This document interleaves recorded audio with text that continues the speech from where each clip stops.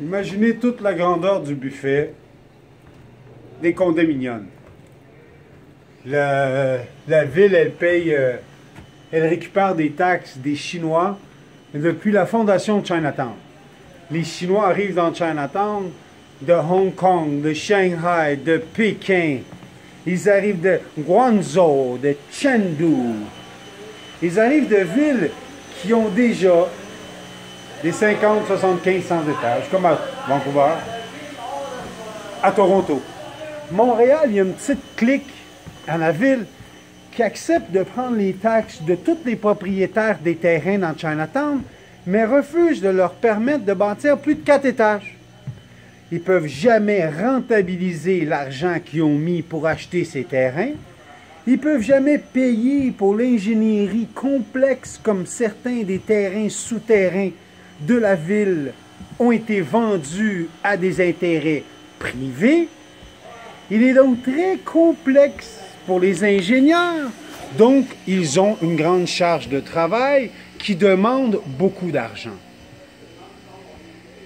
La ville ne veut pas changer son approche, mais les Chinois vieillissants ne pouvons prendre le métro comme on n'a pas d'ascenseur ou de plancher roulant et c'est très complexe pour une personne qui a des corps aux pieds, des varices, des verrues, les personnes âgées de Chinatown pour s'y rendre. La construction de condominiums est donc humanitairement nécessaire. C'est pourquoi nous bâtissons des condos dans Chinatown. Les permis, la ville s'objecte, eh bien, il y a certains avocats autochtones qui s'adressent à la reine pour demander le droit de construire pour des raisons humanitaires.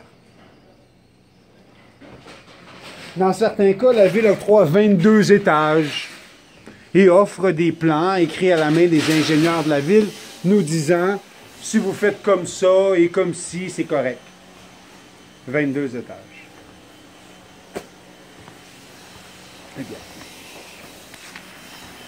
c'est clair que les habitants de Chinatown ne demandent pas toujours le permis pour faire leur construction. Il est clair aussi que quand les commerçants appellent la police parce qu'il y a des itinérants dans leur commerce, eh bien la police ne vient pas. Ils laissent les itinérants jouer de la guitare, agresser les touristes et demander de l'argent, quêter, torse nu, devant le buffet. Eh bien, la ville rétorque que les Chinois ne payent pas leur permis lorsqu'ils font des modifications, alors pourquoi est-ce que la ville leur donnerait des services? Eh bien, moi je suis designer. Je design, mais j'ai une commande en ce moment de 200 unités de condominium à fournir à des personnes âgées qui ont besoin d'une place où habiter. Alors, je peux juste faire des pages Facebook et des vidéos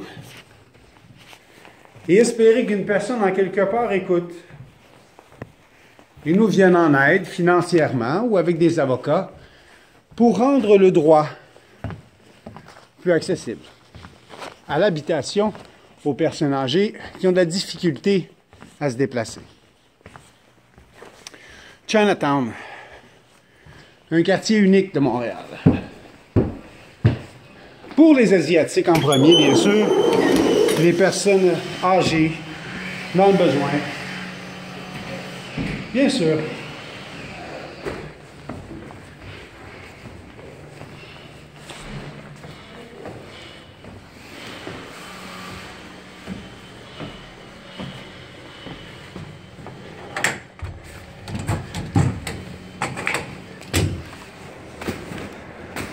On parle de Chinatown, là.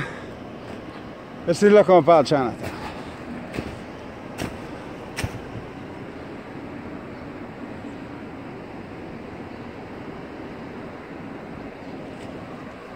Le centre communautaire chinois.